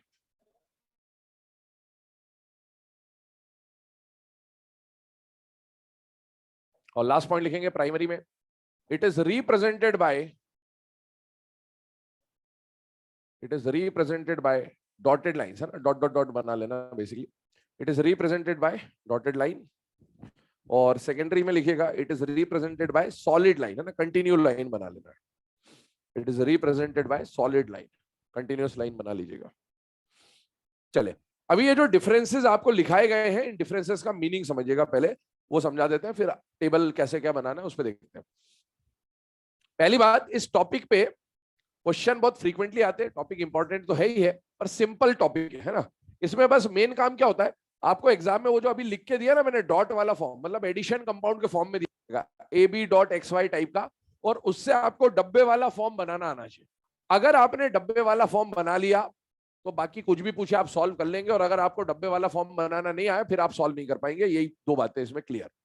तो डब्बे वाला form कैसे बनाना है वो अभी हम लोगों को समझना होता है मेन इस टॉपिक में, बाकी सब हो जाएगा, क्योंकि आपको ऑप्शन ऐसा बन के आएगा, कॉम्प्लेक्स बना के नहीं देगा, ऐसा देगा, तो कॉम्प्लेक्स आपको बनाना आना चाहिए। अब मैं क्या बोल रहा था, ये जो पॉइंट्स आपको लिखा है इसका डिफरेंस समझिएगा एक एक करके। प्राइमरी वैलेंसी और सेकेंडरी वैलेंसी, जिस टाइम पर ये कॉम्प्लेक्स कंपाउंड का डिस्कवरी हुआ था उस टाइम पर सेकेंडरी वैलेंसी या कोऑर्डिनेशन नंबर की चीज पता ही नहीं थी, क्योंकि कोऑर्डिनेशन नंबर तो तब आएगा जब कॉम्प्लेक्स कंपाउंड बनेगा, और उस टाइम तक कॉम्प्लेक्स का डिस्कवरी नहीं हुआ था। तो एक चीज पता थी, ऑक्सीडेशन स्टेट होता है मेटल का, ये जरूर पता था उस टाइम पे। तो जो आज हम ऑक्सीडेशन स्टेट बोल रहे हैं उसको वर्नर ने उस टाइम पे क्या बोला था, प्राइमरी वैलेंसी, और उसको आज हम क्या बोल रहे हैं, ऑक्सीडेशन स्टेट। और बाद में है ना, जब पढ़ लिया हमने टॉपिक तो हमें पता है जिसको आज हम कोऑर्डिनेशन नंबर बोल रहे हैं उसको वर्नर ने क्या बोला था, सेकेंडरी वैलेंसी, बाद में जब डिस्कवरी हो गई उसके बाद। प्राइमरी वैलेंसी जो है, ध्यान समझना, इन सारे कंपाउंड्स को ध्यान से देखते जाइए और समझते जाइए जो पॉइंट बोले जा रहे हैं। क्या इन सब में कोबाल्ट का ऑक्सीडेशन स्टेट +3 है या नहीं है बेटा, है? अगर कोबाल्ट +3 है तो ये कोबाल्ट की क्या कहला रही है, प्राइमरी वैलेंसी। और एक बात बताओ, अगर किसी एलिमेंट पे प्लस चार्ज है तो उसको बैलेंस कौन करेगा, नेगेटिव करेगा या न्यूट्रल करेगा? नेगेटिव। क्यों नेगेटिव और न्यूट्रल की बात की मैंने, क्योंकि कोबाल्ट के अलावा यहां पर आपको एक तो नेगेटिव स्पीशीज दिख रहा है और एक न्यूट्रल स्पीशीज दिख रहा है। तो मेटल का जो प्राइमरी वैलेंसी होगा, सेकंड पॉइंट देखिएगा डिफरेंस का, मेटल का जो प्राइमरी वैलेंसी होगा वो पॉजिटिव होगा, क्योंकि मेटल पे जनरली पॉजिटिव स्टेट मिलेगा, और उस पॉजिटिव स्टेट को बैलेंस करने कौन आएगा, एनायन आएगा, मतलब नेगेटिव चार्ज आएगा, ये बात पक्की होती है। दूसरी तरफ जो सेकंड पॉइंट है उसको देखें जरा ध्यान से, तो बोला गया है कि मेटल का जो सेकेंडरी वैलेंसी होगा, जिसको बाद में हम लोग क्या बोल रहे हैं, कोऑर्डिनेशन नंबर, तो आपको समझ में आना चाहिए कोऑर्डिनेशन नंबर मतलब क्या है, मेटल को कितनी जगह काटते जाना है, और काटने कौन आएगा, कोई भी आ सकता है, पॉजिटिव चार्ज वाला भी आ सकता है, नेगेटिव चार्ज वाला भी आ सकता है, न्यूट्रल भी आ सकता है, क्योंकि लिगेंड पे तो कैसा भी चार्ज हो सकता है। ठीक है, अब आगे बढ़े, पर इस जब हम इस टॉपिक की बात करेंगे ना, वर्नर थ्योरी, तो वर्नर में एक बात ध्यान रखना, वर्नर में आपको केवल 3 तरह की चीजें दिखेंगी कंपाउंड में। एक मेटल दिखेगा जो कि पॉजिटिव होगा डेफिनेटली, अभी मेटल कार्बोनिल पढ़ा था थोड़ी देर पहले, वहां पर मैंने बोला था मेटल पे 0 भी आ सकता है, मेटल पे नेगेटिव भी आ सकता है, पर जब वर्नर का क्वेश्चन आएगा तो मेटल पे डेफिनेटली क्या होगा, पॉजिटिव ही होगा, तभी ये पॉइंट जो आपको लिखाए जा रहे हैं सेटिस्फाई हो पाएंगे, इसलिए ऐसा ही क्वेश्चन आएगा। और साथ में मेटल के साथ में कोई एक नेगेटिव चीज होगी और एक न्यूट्रल चीज होगी। तो आपसे पूछेगा कि मेटल का जो ऑक्सीडेशन स्टेट है या प्राइमरी वैलेंसी उसको कौन बैलेंस करेगा, तो उसको नेगेटिव वाला बैलेंस करेगा। अब ये नेगेटिव वाला कॉम्प्लेक्स के फॉर्म में, अभी कॉम्प्लेक्स बनाया नहीं अपन ने, ये नेगेटिव वाला चाहे कॉम्प्लेक्स के अंदर हो चाहे कॉम्प्लेक्स के बाहर हो, ये पॉजिटिव चार्ज को बैलेंस करेगा ही करेगा। जैसे सपोज एक कॉम्प्लेक्स मैंने लिखा CONH3 6Cl3 और एक कॉम्प्लेक्स लिखा मैंने CONH3 4Cl2Cl, ये दोनों इन्हीं के रिप्रेजेंटेशन है। अब बताइए यहां पर दोनों में कोबाल्ट पे कौन सा चार्ज आ रहा है बेटा, +3। कोबाल्ट के +3 को कौन सेटिस्फाई कर रहा है, अमोनिया तो करेगा नहीं, कौन करेगा, Cl करेगा, चाहे वो Cl डब्बे के बाहर हो चाहे वो Cl डब्बे के अंदर हो चाहे बाहर हो। मेटल का पॉजिटिव चार्ज सेटिस्फाई करने का काम कौन करेगा, एनायन करेगा, चाहे वो एनायन डब्बे के अंदर हो चाहे डब्बे के बाहर हो। तो हम ये बोलेंगे कि एनायन हमेशा किसको सेटिस्फाई करेगा बेटा, प्राइमरी वैलेंसी को। सेकेंडरी कोई भी कर सकता है, ये भी लिगेंड हो सकता है ये भी लिगेंड हो सकता है, लेकिन ये प्राइमरी को बैलेंस कर सकता है क्योंकि ये एनायन नहीं है। आगे सुने, अगला पॉइंट क्या रहा है, जब आपने ये बात पता कर ली कि मेटल को कौन सेटिस्फाई कर रहा है, प्राइमरी वैलेंसी को कौन सेटिस्फाई कर रहा है, एनायन, और सेकेंडरी वैलेंसी को तो ये भी कर सकता था ये भी कर सकता था, डिपेंड करेगा, क्योंकि ये भी लिगेंड हो सकता है ये भी लिगेंड हो सकता है। तीसरा पॉइंट क्या लिखा है आपको, कि जो प्राइमरी वैलेंसी वो आयोनाइजेबल है। प्राइमरी वैलेंसी क्यों आयोनाइजेबल है, एनायन और कैटायन के बीच में जो बॉन्ड होगा वो आयनिक बॉन्ड होगा, और आयनिक बॉन्ड पानी में जाके डिसोसिएट हो जाता है, और इसीलिए क्या बोला जा रहा है कि जो प्राइमरी वैलेंसी वो कैसी है, आयोनाइजेबल। या फिर आप ऐसा समझे कि जो डब्बे के बाहर वाला पार्ट होगा वो प्राइमरी वैलेंसी होगी यहां पर, बाद में जब बन जाएगा स्ट्रक्चर। और हम जानते हैं कि डब्बे वाला पार्ट आयनाइजेशन स्फीयर होता है, और आयनाइजेशन स्फीयर पानी में जाके क्या हो जाता है, आयनाइज हो जाता है। जबकि जो मेटल और लिगेंड का बॉन्ड होगा वो कोऑर्डिनेट बॉन्ड होगा, और वो सेकेंडरी वैलेंसी को डिफाइन कर रहा है, और इसीलिए कोऑर्डिनेट बॉन्ड या कोवेलेंट बॉन्ड पानी में जाके डिसोसिएट नहीं हो रहा होगा आसानी से, इसलिए वो क्या होगा, नॉन आयनाइजेबल, क्योंकि वो कॉम्प्लेक्स आयन वाला पार्ट होगा। अगला पॉइंट आ रहा है कि जो प्राइमरी वैलेंसी है वो नॉन डायरेक्शनल है, क्योंकि आयनिक बॉन्ड है, ionic bond is non directional whereas covalent bond is directional in nature. अगला पॉइंट है ज्योमेट्री वाला। आप याद करिए हाइब्रिडाइजेशन, हाइब्रिडाइजेशन किसके लिए निकला था, कोवेलेंट कंपाउंड के लिए निकला था। आयनिक कंपाउंड का हाइब्रिडाइजेशन निकाल ही नहीं सकते, जबकि कोवेलेंट कंपाउंड होगा या कोऑर्डिनेट कंपाउंड होगा या कोऑर्डिनेट बॉन्ड होगा तो उससे क्या निकलेगा, हाइब्रिडाइजेशन या ज्योमेट्री डिफाइन होगी उसी के लिए। और लास्ट बात है कि primary valency co dot dot dot से रिप्रेजेंट करेंगे और सेकेंडरी को कंप्लीट लाइन से रिप्रेजेंट करेंगे। अभी आपको डिफरेंस बता दिया मैंने, ठीक है। अब आगे बढ़ते हैं क्वेश्चन की तरफ, समझना ध्यान से जो बोला जा रहा है। ये एक्सपेरिमेंट क्या हुआ, उस एक्सपेरिमेंट को समझने की कोशिश करिए। पहले मैं एक्सपेरिमेंट समझाऊंगा, टाइम वेस्ट होगा 5-10 मिनट, लेकिन वो समझना जरूरी है क्योंकि बाकी सब आंसर उसी के थ्रू निकलेंगे। समझना ध्यान से और सुनना ध्यान से। वर्नर ने COCl3 मतलब कोबाल्ट +3, क्लोराइड -1 और अमोनिया के सीरीज ऑफ कंपाउंड्स लिए, है ना। ये डिस्कवरी इन्हीं कंपाउंड्स के थ्रू हुई थी, इसलिए हम इसको डिस्कस कर रहे हैं। एक्चुअल में वर्नर थ्योरी पे 2 क्वेश्चन ही पूछे जाते हैं एग्जाम में, एक तो कोबाल्ट का कॉम्प्लेक्स और एक प्लेटिनम का कॉम्प्लेक्स। कोबाल्ट वाला मैं सॉल्व करवा दूंगा, प्लेटिनम आप खुद करेंगे सॉल्व, ताकि आपकी प्रैक्टिस हो, क्योंकि 2 ही क्वेश्चन आते हैं, है ना। अब आप देखो, इसमें वर्नर ने कोबाल्ट +3, क्लोराइड और अमोनिया के सीरीज ऑफ कंपाउंड लिए, बहुत सारे कंपाउंड लिए। ये कंपाउंड में डॉट लगा हुआ है, मतलब ये एडिशन कंपाउंड है। और आप देखिए ये 1:XS 1:XS 1:XS 1:XS है। आज हम लोग जानते हैं कि ये कॉम्प्लेक्स बनेगा, उस टाइम उनको नहीं पता था कि ये कॉम्प्लेक्स बनेगा। तो उस टाइम तक उन्हें क्या पता था कि इन सब में मेटल का स्टेट कौन सा है, +3। तो उस टाइम पे इसको ऑक्सीडेशन स्टेट ना बोल के उन्होंने क्या बोल दिया कि मेटल की जो प्राइमरी वैलेंसी, जिसको आज हम क्या बोल रहे हैं ऑक्सीडेशन स्टेट, वो कितना है, +3। ये पता था बस उनको, सेकेंडरी वेकेंडरी तो बाद में निकलेगा। अब उन्होंने क्या करा, क्योंकि उन्हें डबल सॉल्ट वाला आइडिया था कि 100% डिसोसिएशन होता, तो उन्होंने क्या सोचा कि जब मैं इसको 1 मोल को पानी में डालूंगा तो मुझे थ्योरेटिकली, उनका थ्योरेटिकली ऐसा मानना था कि कितने क्लोराइड आयन मिलने चाहिए, 3, यहां पर भी 3, यहां पर भी 3, यहां पर 3 मिलने चाहिए, क्योंकि हर मोल में कितने क्लोराइड आयन है, 3।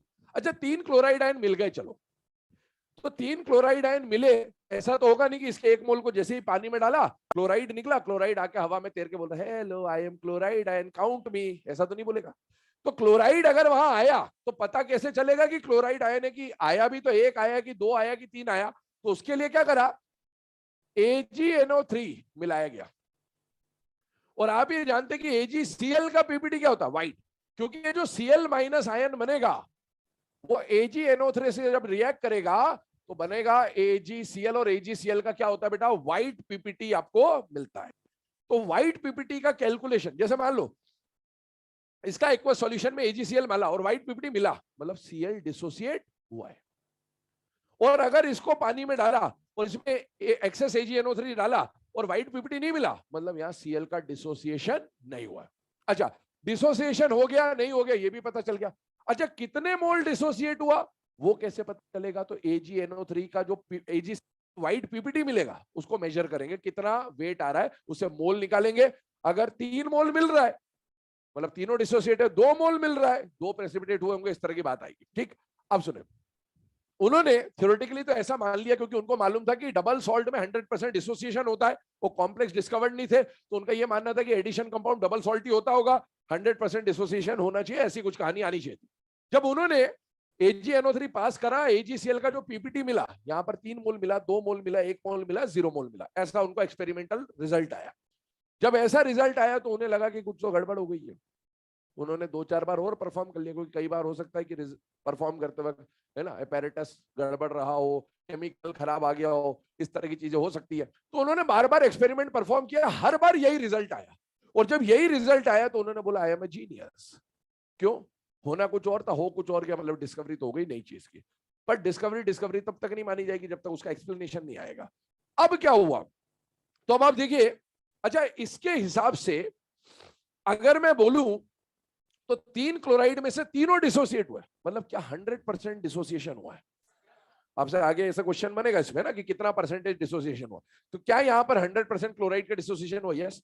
यहां पर 3 में से 2 का डिसोसिएशन हो, तो क्या ये 2/3 डिसोसिएशन है, और 2/3 डिसोसिएशन का मतलब है 66%। यहाँ पर 1/3 है मतलब 33% और यहाँ 0% डिसोसिएशन है, तो ऐसा भी क्वेश्चन बनेगा आगे जाके। आगे सुने, अब क्या हुआ, प्राइमरी वैलेंसी की बात हो गई, अब सेकेंडरी वैलेंसी की तरफ बढ़ रहे हैं। जब उन्होंने देखा कि यहां पर 3 में से 3, 2, 1, 0 डिसोसिएट हुए, तब अब इसका रिजल्ट जो आया उसको एक्सप्लेन करना था। तो अब एक्सप्लेन ऐसा तो नहीं कि उनको तुरंत दिमाग की बत्ती जल गई होगी, कई दिन कई महीने लगे होंगे उनको समझने में। उन्होंने अल्टीमेटली क्या सोचा कि ऐसा करते हैं कि भाई जितना पार्ट डिसोसिएट हुआ उसको अलग करते हैं और जो डिसोसिएट नहीं हुआ उसको अलग करते हैं। तो उन्होंने देखा 3 के 3 क्लोराइड डिसोसिएट हुआ, अलग कर दो। 3 में से 2 डिसोसिएट हुआ, अलग कर दो। 3 में से 1 डिसोसिएट हुआ, अलग कर दो। कोई भी डिसोसिएट नहीं हुआ तो अलग रखो मत। अब देखो 3 क्लोराइड डिसोसिएट हुए, क्या क्या डिसोसिएट नहीं हुआ, तो मेटल के साथ क्या रह गया बेटा, अमोनिया। कितने अमोनिया रह गए, 6। मेटल के साथ कितने अमोनिया, 5। और 3 में से 1 तो डिसोसिएट नहीं हुआ, जो डिसोसिएट नहीं हुआ वो अंदर और जो डिसोसिएट हुआ वो बाहर। यहां पर उन्होंने देखा कि 4 अमोनिया तो ठीक है, पर 2 क्लोराइड में 3 में से 1 डिसोसिएट हुआ, 2 डिसोसिएट नहीं हुए। जो डिसोसिएट नहीं हुआ उसको अंदर रखे, और यहां पर भी देखा कि भाई कुछ भी डिसोसिएट नहीं हुआ, मतलब सब कुछ डब्बे के अंदर। ये उन्होंने बनाया, पर ये बनाने के बाद भी उनको एकदम से समझ में तो नहीं आया होगा, इतना तो कंफर्म है। तो उन्होंने, क्योंकि हो सकता है पहले यही देखते रहो कि 3 हो गया, 2 ही हुआ, 1 हुआ, ये हुआ, वो हुआ, बाद में उनकी कभी नजर पड़ी होगी डब्बे के अंदर भी देख ले, बाहर कब तक देखे, अंदर भी तो देखे जरा क्या है। अब यहां पर जब इन्होंने देखा तब उन्हें एक बात समझ में आई होगी कि कोबाल्ट हर जगह कौन सी स्टेट में बैठा है, +3। पर +3 में होते हुए भी वो कभी तो 3 क्लोराइड को डिसोसिएट होने दे रहा है, कभी 2 को, कभी 1 को, कभी 0 को, कुछ तो माजरा रहा होगा। तो उसने देखा कि भाई कोबाल्ट जब +3 में, तो उसके आसपास सराउंडिंग स्पीशीज कितने हैं बेटा, 6। यहाँ पर 5 और 1 6, यहाँ पर 4 और 2 6, यहाँ 3 और 3 6। उनको उस टाइम समझ आया होगा कुछ कि भाई कोबाल्ट जब भी +3 में होगा, एक बात कंफर्म है कि पहले वो अपने पास 6 चीजें रखना चाहेगा, और उन 6 चीजों को रखने के बाद अगर कोई बचता है उसे डिसोसिएट होने देगा। तो उस चीज को उन्होंने उस टाइम पे क्या बोला कि +3 में कोबाल्ट की एक और वैलेंसी होती है, जिसको उन्होंने क्या नाम दिया, सेकेंडरी वैलेंसी, कि वो जब भी +3 में होगा वो 6 चीजों को अपने साथ जोड़ के रखना चाहेगा, जिसको आज हम लोग क्या बोल रहे हैं बेटा, कोऑर्डिनेशन नंबर। अब एक बात बताइए, कोबाल्ट +3 का कोऑर्डिनेशन नंबर 6 है, ये कैसे पता चला, प्रैक्टिकली। तो आगे किसी मेटल का कोऑर्डिनेशन नंबर किस स्टेट में क्या होगा, ये आपको याद ही रखना पड़ेगा। क्यों, क्योंकि ये सब कैसा डेटा है, प्रैक्टिकली डिटरमाइंड डेटा है। पर आपको जो केसेस आएंगे अभी मैं बताऊंगा। अभी फिलहाल के लिए इस केस के लिए आप याद कर लें कि जब कोबाल्ट +3 होता है तो उसका कोऑर्डिनेशन नंबर क्या होता है, 6। अब एक बात समझे, ये जो पॉइंट अभी आपने देखा, ये तो प्रैक्टिकली उन्होंने कैलकुलेशन वैल्कुलेशन किया, तो उनको पता चला कि ऐसा हुआ, ऐसा हुआ, ऐसा हुआ, ठीक है।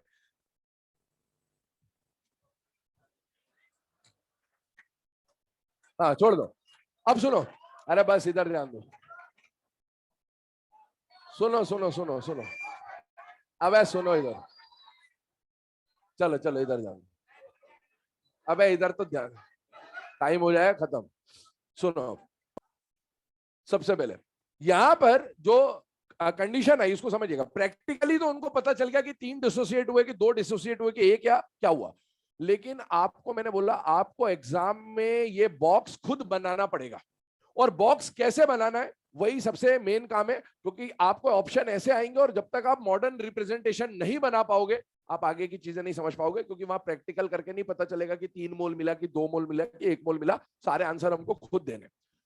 अब एक बात समझिए, कोबाल्ट मैंने बोला जब भी ऐसा कॉम्प्लेक्स आएगा, मतलब वर्नर का क्वेश्चन आएगा, मैंने बोलता 3 चीजें मिलेंगी। मेटल मिलेगा पॉजिटिव चार्ज वाला, साथ में मिलेगा एक नेगेटिव स्पीशीज, और साथ में मिलेगा एक न्यूट्रल स्पीशीज। ये बात पक्की होगी। जैसे प्लेटिनम का जब क्वेश्चन आएगा तो प्लेटिनम +4, साथ में Cl- और साथ में वाटर देता है जनरली, तो कोई ना कोई कैटाइनिक मेटल साथ में एनाइनिक, है ना, इस तरह का स्पीशीज मिलेगा और एक न्यूट्रल स्पीशीज मिलेगा। अब सुनना, आपको एक बात समझ में आती है कि यहां पर मेटल तो हमेशा कहां जाएगा बेटा, डब्बे के अंदर। एक बात समझ में आ गई। अब आइए, कोबाल्ट का स्टेट आपको जब ऐसा देगा तो क्या यहां से आप कोबाल्ट का ऑक्सीडेशन स्टेट निकाल पाएंगे या नहीं निकाल पाएंगे, निकाल लेंगे। अब आपको लिखाया जाएगा थोड़ी देर के बाद कि किस स्टेट में किसका क्या कोऑर्डिनेशन नंबर होता है, वो आपको याद रखना पड़ेगा क्योंकि सब प्रैक्टिकली डिटरमाइंड है।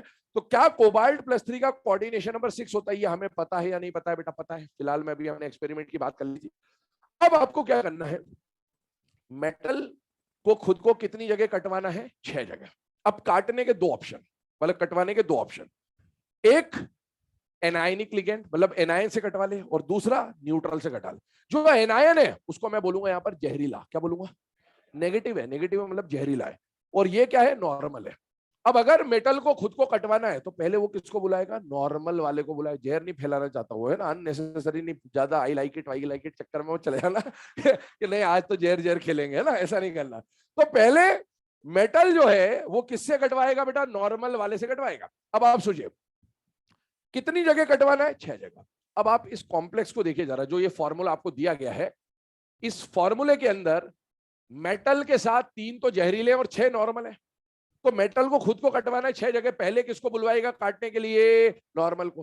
क्या यहां पर नॉर्मल जितने चाहिए उतने हैं या नहीं है? ये नॉर्मल मिलके उसके कोऑर्डिनेशन नंबर को क्या कर देंगे, सेटिस्फाई कर देंगे। मतलब जहरीलों को उसने कहा रखा गेट के बाहर, बोले बाहर रहो कोई दिक्कत नहीं, सेटिस्फेक्शन मिल गया।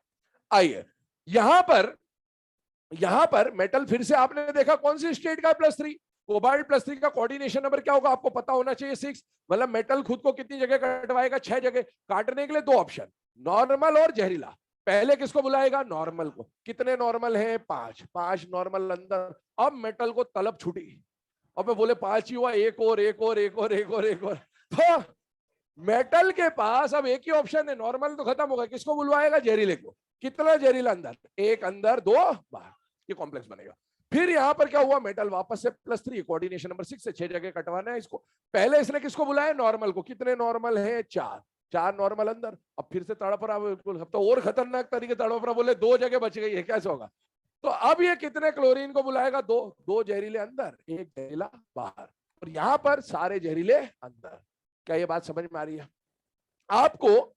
ये एग्जाम में आएगा, उससे ये बनाना है, और इसको बनाने के लिए आपको किसकी जरूरत पड़ेगी, कोऑर्डिनेशन नंबर की। वो आपको लिखाया जाएगा, और फिर कोऑर्डिनेशन नंबर को सेटिस्फाई करने के लिए 2 चीजें होंगी, एक एनायन और एक न्यूट्रल।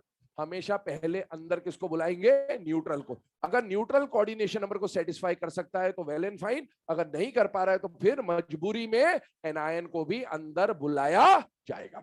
अब सुने, ये तो अपन ने कॉम्प्लेक्स बनाने का तरीका सीखा, अब इसको यहां अप्लाई करिए। इन चारों में मेटल का ऑक्सीडेशन स्टेट निकालिए, क्या आ रहा है, +3। उसको क्या बोलेंगे बेटा, प्राइमरी वैलेंसी। तो मेटल का प्राइमरी वैलेंसी या फिर जो ऑक्सीडेशन स्टेट है वो मैं लिख दे रहा हूं, कितना आ रहा है बेटा, +3। और +3 में सेकेंडरी वैलेंसी क्या होगी आपको याद होना चाहिए, कितना होगा, 6। तो ये हमने लिख दिया। अब सुने, अब डब्बा बनाना है, यही मेन काम है। तो अब डब्बा फटाफट बनाए। तो बेटा कोबाल्ट तो आ गया +3 में, इसका कोऑर्डिनेशन नंबर 6। काटने के लिए नॉर्मल और जहरीले में से पहले अंदर कौन आया बेटा, नॉर्मल। क्या नॉर्मल सेटिस्फाई करने के लिए काफी है, यस। तो तीनों जहरीले बाहर, यहां पर 5 नॉर्मल अंदर और एक जगह बच रही है, तो एक जहरीला अंदर 2 जहरीले बाहर।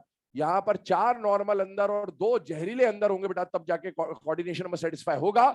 और यहाँ लास्ट वाले में सब कुछ अंदर, मतलब जहरीले और सारे के सारे नॉर्मल वाले जो केसेस हैं सब अंदर आ जाएंगे। ये कॉम्प्लेक्स बना। अब आगे सुने, अगला क्वेश्चन सुनना मेरी बात, अभी समझते जाए, क्वेश्चन समझ लीजिए इत्मीनान से, क्योंकि गड़बड़ी यहां तक नहीं होगी। ये तो बनाना सीखा, अभी जब थ्योरेटिकल क्वेश्चन आएंगे ना स्टेटमेंट वाले, कितना भी इजी लगता हो, खेल वही होगा आपके साथ, ये ध्यान रखिएगा। थ्योरेटिकली उनका मानना था कि जब 1 मोल 1 मोल 1 मोल 1 मोल को डाला गया तो कितने क्लोराइड आयन मिलने चाहिए थे, 3 3 3 और 3। AgCl मिल रहा है, मतलब क्लोराइड की बात हो रही है ना, ये समझिएगा। एक्सपेरिमेंटली कितना मिला, 3। ये तो एक्सपेरिमेंटली पता चला, पर अपन ने तो ये बना लिया ना, अब इसको देख के तो हम बता सकते हैं कितने क्लोराइड है, 3। क्या 3 के 3 डिसोसिएट हो जाएंगे, यस, क्योंकि सारे डब्बे के बाहर है। कितने क्लोराइड है, 3। डिसोसिएट होंगे 2, डिसोसिएट होगा 1, डिसोसिएट होगा 0। तो कितना % डिसोसिएशन होगा, 100, 66, 33, 0। ये बात समझ में आई, आगे बढ़े। अगला केस आ रहा है, number of chloride ion satisfying both primary and secondary valency. अब समझना है ना थोड़ा ध्यान से, इस कॉम्प्लेक्स को देखें जरा ध्यान से, इस पे क्या क्या क्वेश्चन फ्रेम होंगे, है ना। क्या तीनों Cl कोबाल्ट के +3 को सेटिस्फाई कर रहे होंगे या नहीं कर रहे होंगे, चाहे वो डब्बे के अंदर हो चाहे डब्बे के बाहर। और ये जो प्लस चार्ज है इसको मैं क्या बोल रहा हूं, प्राइमरी वैलेंसी। क्या मैं इसके लिए ऐसा बोल सकता हूं, all chloride ions are satisfying primary valency, all chloride ions are satisfying primary valency. ये बात क्लियर है बिल्कुल, है ना? आगे बढ़िए। हाउ मेनी क्लोराइड, क्वेश्चन पूछ रहा हूं, सबके लिए कॉमन रहेगा वो क्वेश्चन। How many chloride ions are satisfying primary valency? यहां पर 3। अरे अभी तो बताया क्लोराइड है तो प्राइमरी तो सेटिस्फाई करेगा ही करेगा। How many chloride ion are satisfying primary valency? 3 fix है। अब how many ammonia are satisfying primary valency? अब 0, क्योंकि प्राइमरी का मतलब है प्लस चार्ज, और प्लस चार्ज को अमोनिया सेटिस्फाई 0 0 0 0। अब आगे सुनिए, how many ammonia are satisfying secondary valency? बात समझ में आ रही है? अब सुने आगे, how many ammonia are satisfying both primary and secondary valency? 0।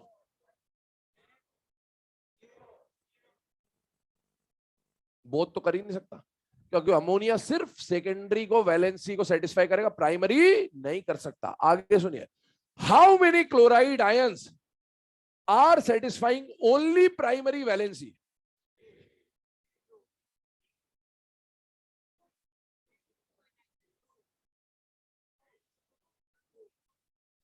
Only primary, only primary. 3 2 1 0।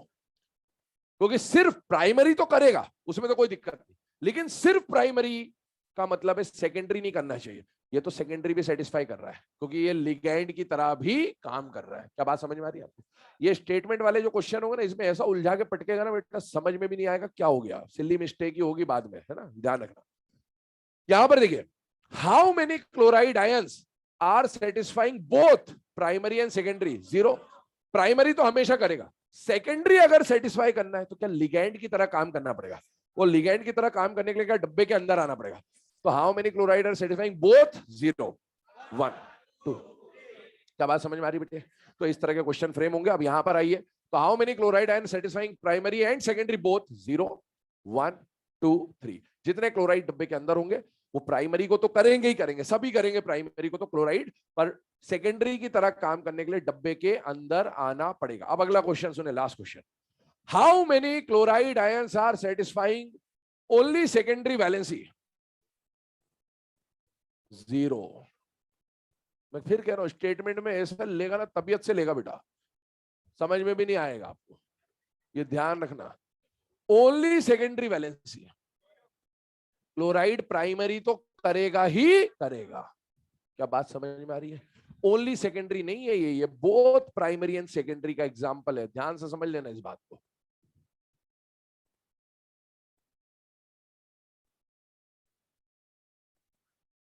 फिर से बताऊं, एक बार रिपीट कर देना, चेक कर लेना। How many chloride ions are satisfying primary valency? 3 मैंने ओनली कुछ नहीं बोला, मैंने सिर्फ इतना बोला, how many chloride are satisfying primary. तो सारे प्लस को बैलेंस कर रहे हैं, सारे प्लस को बैलेंस कर रहे हैं, सारे प्लस को बैलेंस कर रहे हैं, सारे प्लस को बैलेंस कर रहे हैं। How many ammonia are satisfying primary valency? 0 0 0 0। Only पे ध्यान देना है ना जब भी बोला जाए। How many ammonia are satisfying secondary valency? How many ammonia are satisfying both primary and secondary? 0 0 0 0। क्योंकि सेकेंडरी तो करेगा, प्राइमरी कभी करेगा ही नहीं। How many chloride are satisfying primary as well as secondary? बात समझ में? How many chloride ion are satisfying only secondary? 0 0 0 0। Only secondary नहीं कर सकता क्लोराइड, क्योंकि क्लोराइड प्राइमरी जरूरी ही है, करेगा ही करेगा, सेकेंडरी करे चाहे ना करे। क्या बात समझ में आ रही है आपको? अब लास्ट पॉइंट पे आ जाते हैं। तो लास्ट पॉइंट आपके सामने क्या लिखा गया बेटा? आयंस का। अब देखिए, आयंस पे चले अगर, तो इतना समझ में आना चाहिए कि इस कॉम्प्लेक्स को अगर हम डिसोसिएट करेंगे, तो आप जानते हैं डब्बे के बाहर वाला पार्ट पानी में जाके क्या हो जाएगा? डिसोसिएट। अच्छा, डब्बे पे चार्ज होगा या न्यूट्रल होगा? न्यूट्रल होगा या चार्ज होगा? चार्ज होगा। कितना होगा? +3। तो इसको अगर आप तोड़ेंगे तो ये ऐसे टूटेगा बेटा, CONH3 6 +3, और साथ में कितने Cl मिलेंगे बेटा? 3। ध्यान सुनना अभी जो बता रहा हूं। ये आपने ब्रेक कर दिया, इसको अगर आपने ब्रेक करा तो इसका मतलब है 1 + 3 आयन मिल रहे हैं, और 1 + 3 मतलब टोटल आयन क्या मिल रहा है? 4। इसको कई बार एग्जाम में ऐसा लिख देगा बेटा, 1+3 को कई बार क्या लिख देगा, 1:3। ध्यान रखिएगा, अगर 1:3 आ रहा है समझ जाइएगा 1+3 की बात कर रहा है, इसका मतलब होता है 1 complex ion and 3 simple ion. क्या मतलब हुआ, 1 कॉम्प्लेक्स आयन एंड, तो आप देखो जब इसको पानी में डालेंगे तो एक तो कॉम्प्लेक्स आयन मिलेगा, 3 सिंपल मिलेगा। क्या इसको मैं 1 कॉम्प्लेक्स और 2 सिंपल बोल सकता हूं? तो इसको क्या 1:2 लिखा जा सकता है? यस। या फिर इसको 1+2 भी बोला जा सकता है। तो आप देखिए उसको ब्रेक करिएगा तो आपको मिलेगा CONH3 5 के साथ Cl, यहां पर चार्ज आएगा बेटा 2+, और यहां पर आएगा 2Cl-, मतलब ये हो जाएगा 1+2 दैट इज इक्वल टू 3। यहां पर आ जाएगा बेटा CONH3 4Cl2, इस पे +1 चार्ज आएगा और यहाँ Cl- आएगा, ये हो जाएगा 1+1 that is equal to 2।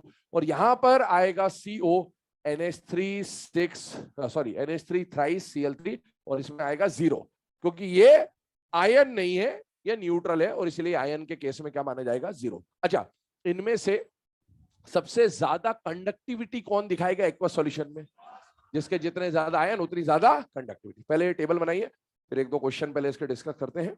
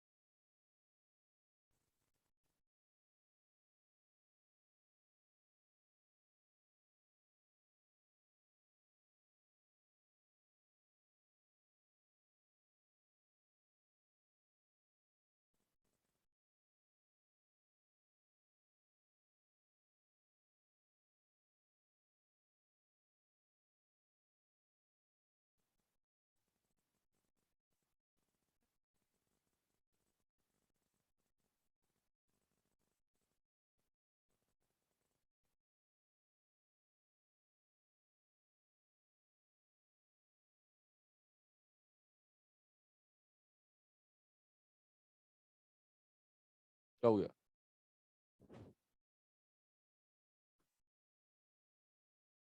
Table के बाद कुछ भी लिख ले चलेगा, सभी लिखना है।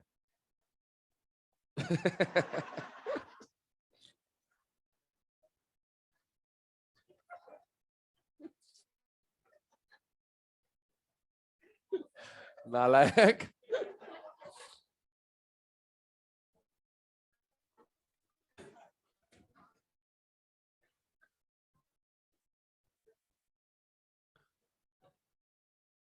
हाँ हाँ, तेरे ज्यादा दिक्कत हो रही, तू ले जा। लिखो लिखो जल्दी लिखो।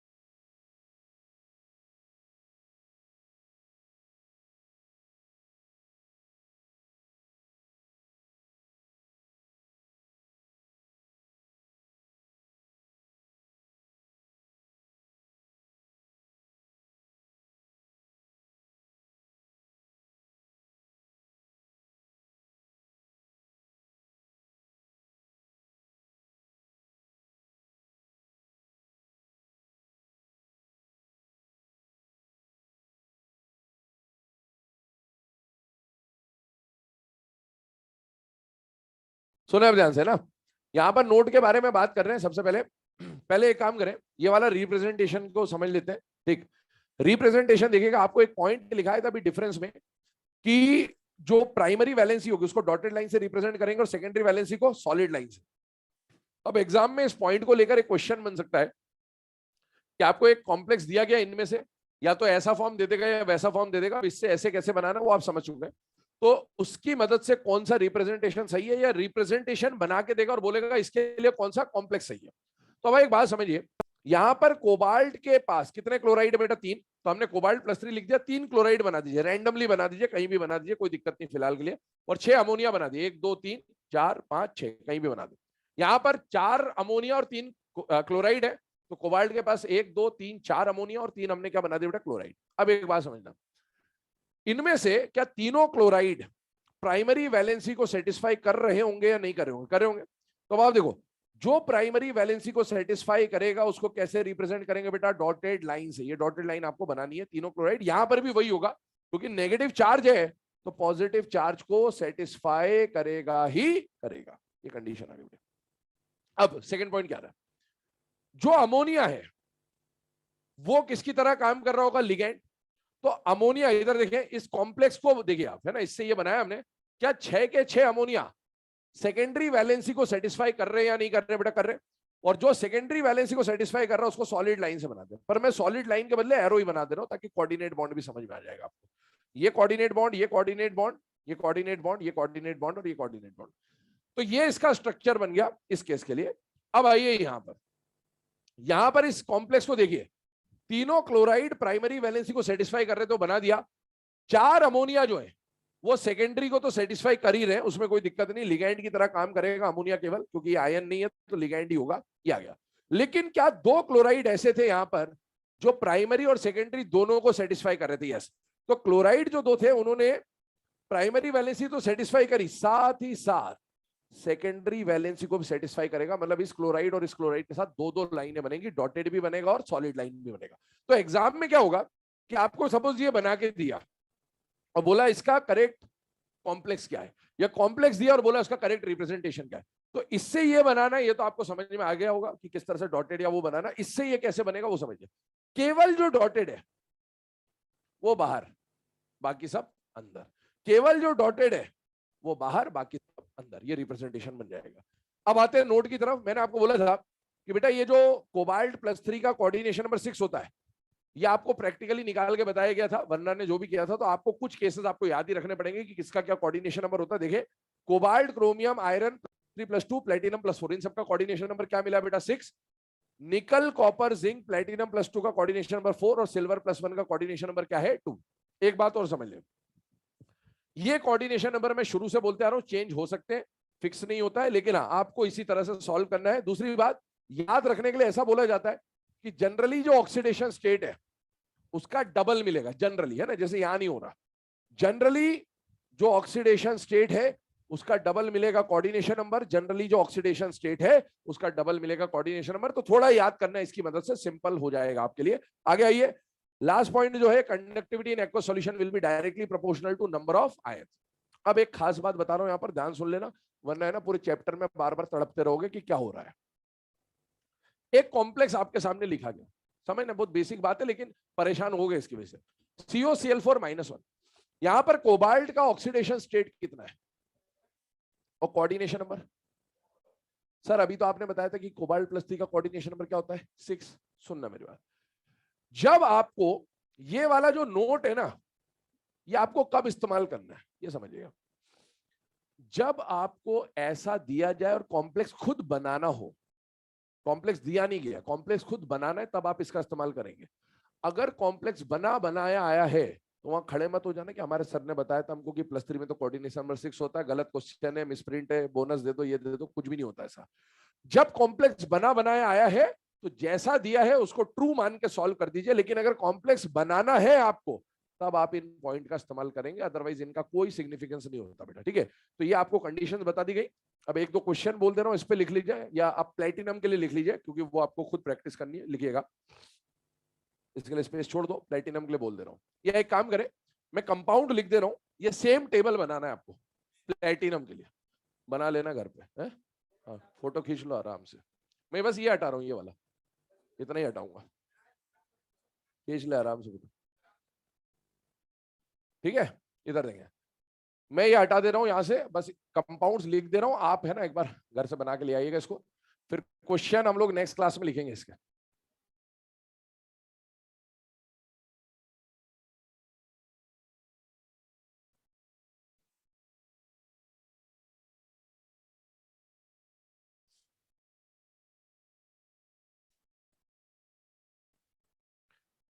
अब इधर देखें, 2 मिनट ले।